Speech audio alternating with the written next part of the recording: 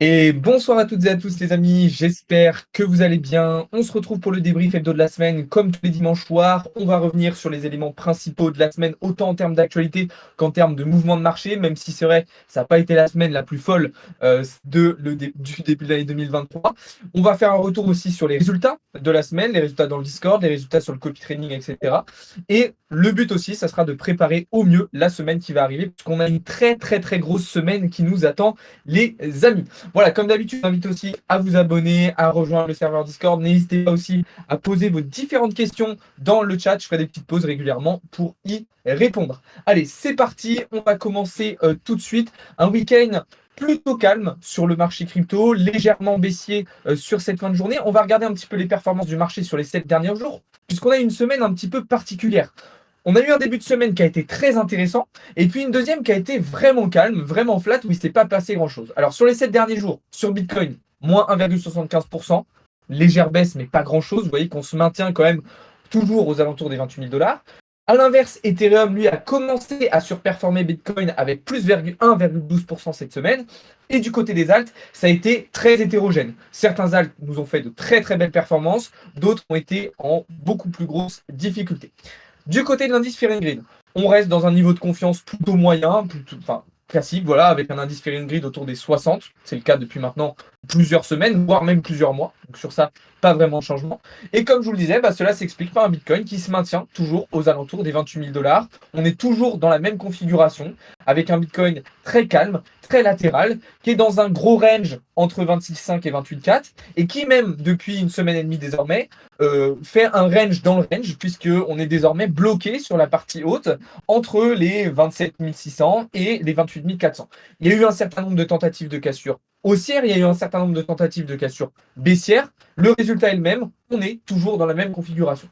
Personnellement, mon objectif est toujours le même, une sortie haussière pour aller chercher une déviation vers les 30 000 dollars.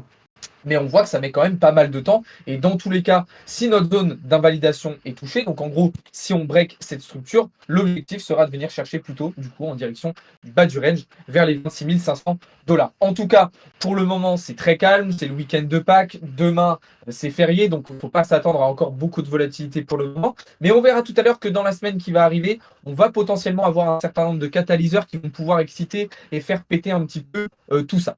Du côté d'Ethereum, c'est sensiblement la même chose, même si Ethereum a commencé un petit peu, je dis bien un petit peu, à surperformer Bitcoin avec cette belle cassure ici de structure en H4 qui nous a permis de venir chercher les 1940 dollars environ dans la semaine. On est revenu chercher ici la structure pour valider un pullback. Malheureusement, ça semble un petit peu compliqué pour Ether qui semble un petit peu galérer à vraiment valider ce rebond.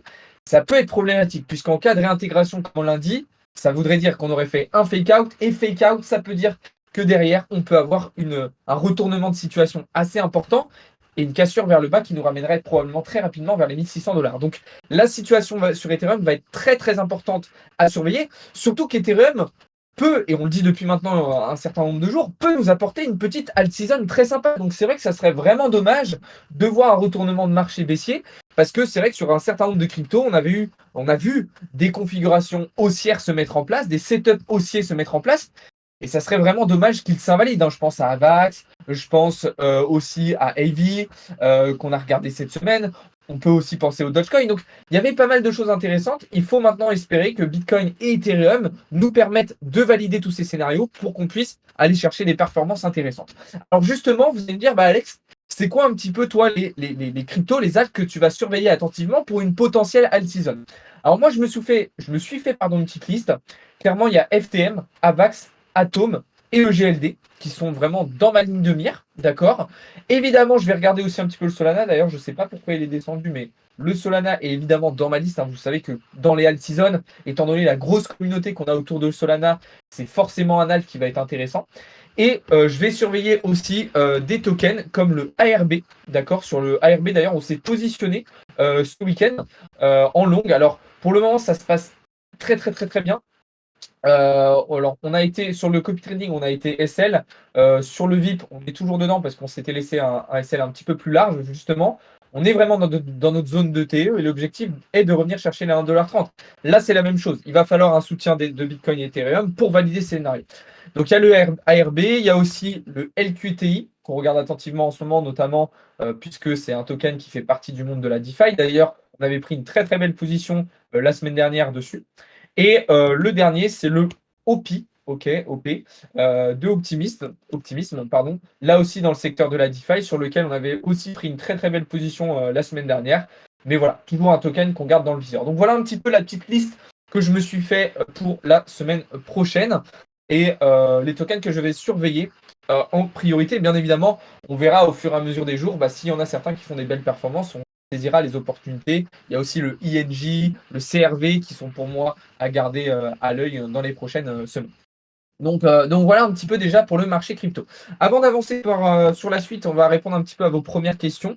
Alors, Zelka parle de ARB et DYDX. Alors, ARB, je viens d'en parler, DYDX, on y reviendra un petit peu après. En tout cas, merci beaucoup à tous ceux qui sont là sur le live ce soir. N'hésitez pas à vous abonner, n'hésitez pas à rejoindre le serveur Discord.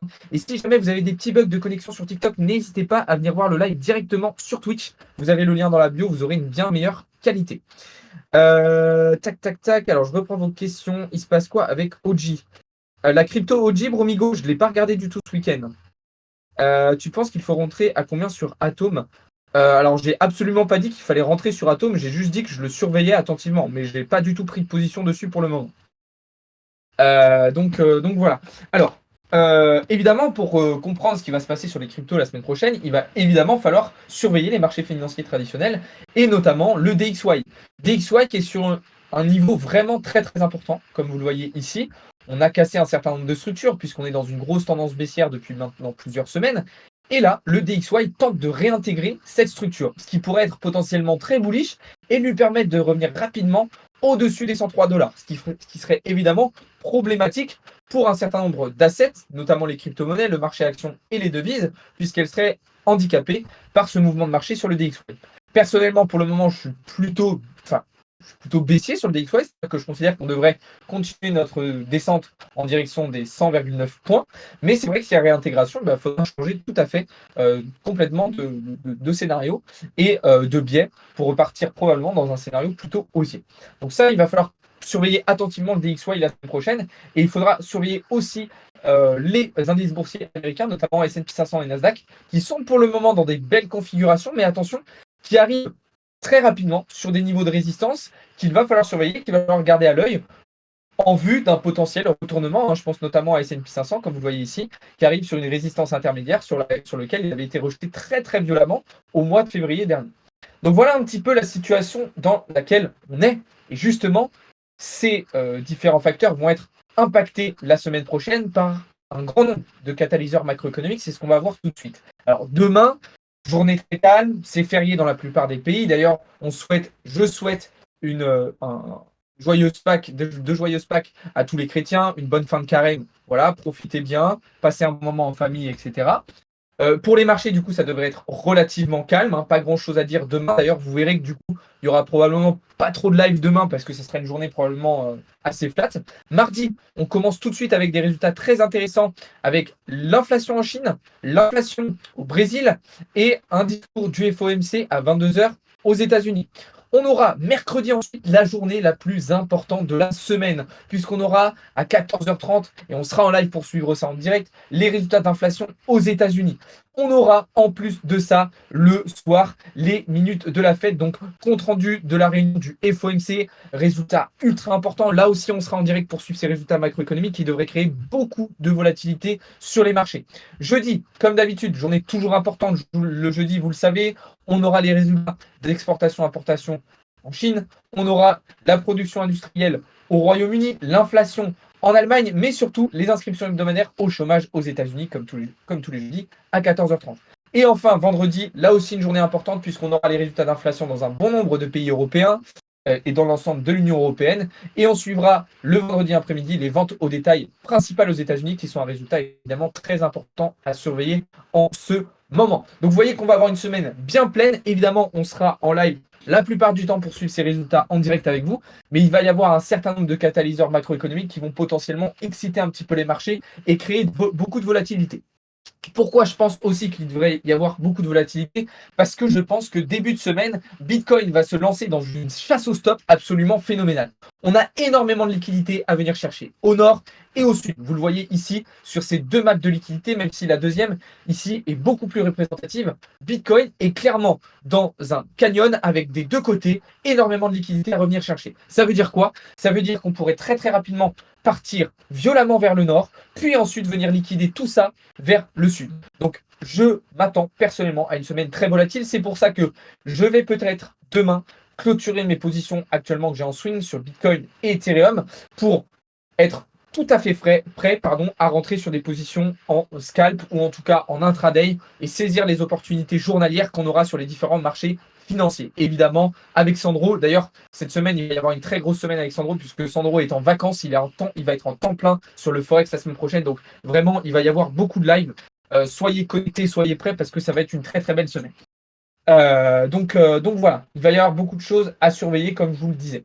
Du côté des alts, je vous ai montré les maps de liquidité sur Bitcoin et sur Ethereum, évidemment. Du côté des alts, on voit que le momentum est clairement en attente. Ça veut dire quoi? Ça veut dire que pour le moment, les alts, ils sont vraiment dans une configuration où ils attendent une prise de décision de Bitcoin pour partir dans un sens ou dans l'autre. C'est ce qu'on disait tout à l'heure. Le marché est prêt à décoller, des setups et des configurations haussières se sont mises en place. Il ne manque plus qu'une petite étincelle pour enflammer tout ça. Et ça serait vraiment ultra intéressant, évidemment, pour nous. Donc voilà un petit peu ce qu'on pouvait dire déjà sur le marché et à quoi on peut s'attendre pour la semaine prochaine. Cette semaine, maintenant, on va revenir sur les différents résultats qu'on a eu à la fois dans le VIP et sur le copy trading, puisque ça a été une très très belle semaine. Alors, sur le copy trading, ça n'a pas été extraordinaire. On a été un petit peu en difficulté, mais par notre risk management très intéressant, on a eu la possibilité de vraiment gérer nos pertes et on a fait une semaine seulement de moins 4%. Donc c'est quand même très très correct. Et je vais vous montrer tout de suite les résultats dans le VIP, du coup sur le serveur Discord que vous voyez juste ici à l'écran. Côté crypto, on a été donc sur 8 trades gagnants contre seulement 3 perdants et 4 trades toujours en cours. Et côté Forex, on a été sur 2 trades gagnants contre 0 perdant et 1 toujours en cours. Donc voilà les résultats du VIP, vous les avez de manière totalement transparente. Je vous ai partagé aussi les résultats du copy trading. Donc vous voyez un win rate de 53%, mais malheureusement on a eu un ROI de moins 4,85% cette semaine. Donc un petit peu plus compliqué sur le copy trading, mais rien de grave. Vous voyez qu'en retour cumulé, ça nous fait une perte de seulement 2 dollars pour les abonnés. Donc rien de très grave. Vous pouvez aussi suivre les résultats justement des membres VIP. Vous voyez ici Dominique qui a enchaîné 2 belles prises de position sur le Dogecoin. Ici, on a les performances en Forex avec sur une journée plus de 2000 dollars de gains. Ici, on a les performances sur du BTC plus 21%. Ici, on a Sacha qui a réalisé plus 90% sur Matic. Bref, vous pouvez suivre de toute façon les résultats des membres. Vous avez beaucoup de channels avec de l'entraide, de l'analyse technique, etc., etc. Évidemment, vous avez partie ressources éducatives et le VIP qui englobe une grosse majorité d'informations, de formations, de compétences, de connaissances et de plein de choses qui vous permettent d'améliorer votre rentabilité et de découvrir le monde du trading, mais pas seulement, puisque c'est quelque chose de très complet. De toute façon, les offres sont détaillées dans le serveur Discord, autant en termes de services qu'en termes de tarifs. Donc, je vous laisse aller voir tout ça si ça vous intéresse. Encore une fois, vous avez le lien dans la bio. Du coup, voilà un petit peu le programme pour la semaine prochaine. On a fait aussi un retour sur les résultats. On va terminer avec quelques petites actualités puisque cette semaine, il y a eu des petites choses sympas, notamment du côté de Bitcoin. On a appris cette semaine que Bitcoin, en tout cas le white paper de Bitcoin, était caché en fait dans les dernières versions de macOS. Ça veut dire quoi? Ça veut dire tout simplement bien, que tous les jours, il y a des mecs qui étaient clairement anti-Bitcoin qui ouvraient leur Mac avec dedans le white paper du Bitcoin. Et rien que de savoir ça, personnellement, ça me réjouit fortement. Alors, on a eu une autre actualité cette semaine. Vous allez me dire ce que vous en pensez parce que c'est clairement le meilleur moment pour en parler. On a eu une étude suédoise qui nous est parvenue cette semaine qui nous indique que seulement 1,45% des investisseurs crypto en France auraient payé des impôts l'année dernière. Alors dites-moi dans le chat justement, est-ce que vous l'année dernière, vous avez payé des impôts sur vos cryptos? L'étude nous apprend aussi que 99,5% des investisseurs crypto n'auraient pas payé d'impôts en 2022. Et là, c'est pas seulement en France, c'est à l'échelle mondiale. Vous avez le détail juste ici. Ça montre quelque chose d'assez intéressant. La question qui me vient, c'est est-ce que ces gens-là n'ont pas payé d'impôts parce qu'ils n'ont pas retiré leur plus-value, ou est-ce qu'ils n'ont pas payé d'impôts parce qu'ils n'ont pas déclaré par manque de connaissances ou de compétences les plus-values qu'ils ont réalisées? Évidemment, on a appris plein d'autres choses cette semaine, notamment du côté de MicroStrategy, puisque MicroStrategy a racheté plus de 1000 bitcoins cette semaine pour un total d'environ 29,3 millions de dollars, ce qui élève désormais le wallet de MicroStrategy à plus de 140 000 bitcoins. C'est quand même assez extraordinaire et c'est plutôt une bonne nouvelle hein, pour la suite de l'écosystème crypto. Ça montre toujours une extrême confiance dans le marché de la part des entreprises et des institutionnels, en tout cas d'une partie d'entre eux. Et pour terminer, on a appris aussi cette semaine que l'État de l'Arkansas aux États-Unis, toujours une bonne nouvelle, enfin la majorité de nouvelles qui nous viennent des États-Unis, l'État de l'Arkansas qui vient d'adopter un projet de loi Right to Mine on Bitcoin à la Chambre des représentants et au Sénat, donc quelque chose qui permettrait évidemment de démocratiser la pratique du minage dans l'État d'Arkansas et donc développer l'utilisation et l'adoption des crypto-monnaies aux États-Unis. Voilà, donc une semaine plutôt bien remplie, même si la deuxième a été plutôt calme, deuxième partie a été plutôt calme sur le marché. En tout cas, la semaine qui arrive, les amis, s'annonce vraiment très mouvementée. Ce soir et demain matin, de toute façon, on vous partagera les plannings live de la semaine. Ne vous inquiétez pas, cette semaine, on va vraiment vous régaler en termes de live. Il y aura énormément de contenu en termes de vidéos. À partir de la semaine prochaine, pour ceux qui sont dans le VIP sur Discord, vous aurez accès à des cours du soir toutes les fins de journée, en plus des lives publics. Vous aurez droit à des cours du soir privés avec moi, avec Paul, avec Sandro, avec Théo pour qu'on vous apprenne des choses tout simplement. Bref, l'offre VIP de toute façon c'est ultra amélioré. Vous avez beaucoup plus de services en qualité, en quantité et en diversification. Donc vraiment, vous avez plein de choses intéressantes. Évidemment, l'offre publique et gratuite, elle se diversifie et grossit encore davantage. Donc on essaye de faire le maximum de toute façon pour vous apprendre un maximum de choses, pour vous transmettre un maximum de choses et pour vous faire progresser. D'ailleurs, ça, c'est quelque chose qui, moi, personnellement, me réjouit énormément. C'est la progression globale des gens qui sont sur le Discord, sur les réseaux depuis plusieurs mois. Je vois vraiment, et je reçois des messages de gens qui me disent, franchement, merci Alex pour votre travail. Je vois vraiment ma progression, etc. Et ça, c'est super gratifiant pour nous. Donc, ça fait super plaisir. Voilà les amis, on va s'arrêter là pour ce soir. Pas grand chose de plus à dire de toute façon. Restez connectés, abonnez-vous, rejoignez le serveur Discord. On vous tient au courant dans la soirée et demain matin du programme de la semaine prochaine. Mais vous inquiétez pas, ça va être super intéressant. Sur ce, je vous souhaite à toutes et à tous une très très bonne soirée. Si je prends une séance de coaching avec toi, tu peux m'aider à créer un plan d'investissement. Bien sûr, GG, c'est exactement l'objectif des séances de coaching. C'est exactement le but. Donc, n'hésite pas à aller réserver ta séance sur le site internet. Tu as toutes les informations. Et si tu veux en savoir plus, envoie-moi un message en privé ou dans le Discord. Je pourrai y répondre. Voilà, les amis, encore une fois, comme je disais, donc merci beaucoup d'avoir été présents. Je vous souhaite un bon week-end. Encore une fois, joyeuse Pâques à tous les chrétiens. N'hésitez pas à vous abonner, à rejoindre le serveur Discord. Et on se retrouve dès demain matin, enfin dès ce soir sur le Discord, et sinon dès demain matin pour davantage de contenu et davantage d'analyse. Voilà les amis, je vous laisse là. Merci beaucoup d'avoir été présents. C'était Alex pour Blockchain Capital. Ciao tout le monde.